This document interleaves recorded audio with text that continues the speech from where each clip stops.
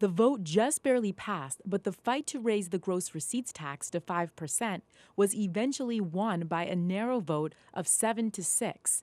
Now local businesses face the burden of paying more in taxes, which means businesses start raising prices.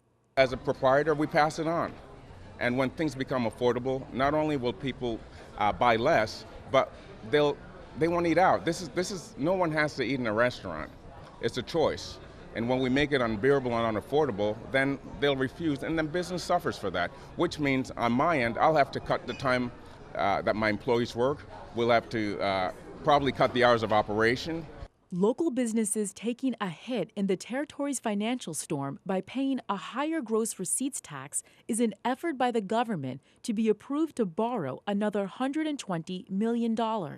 The money would help keep almost 3,000 government workers employed and assist in tax returns. But if local businesses are getting taxed more, consumers will start feeling the burn of higher prices, which could be anywhere from jewelry to clothing to groceries or restaurants. At the end of the day, roads don't pay taxes, people do. At the end of the day, properties don't pay taxes, people do.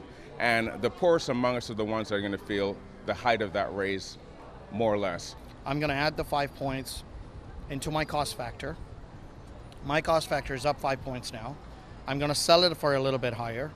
Am I really competitive with the other islands? Am I competitive with my neighboring islands, St. Martin, Aruba, St. Kitts? We've already seen the downturn since '08.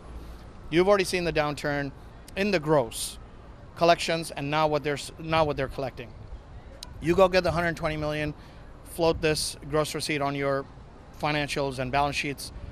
What then? You run out of the 120, you're gonna get another 120, take the gross to another 5, 6, 7. I mean, where does it stop? If the governor signs the gross receipts tax increase into law, it's slated to go into effect March 1st. Allison Bourne-Vanek, News 2.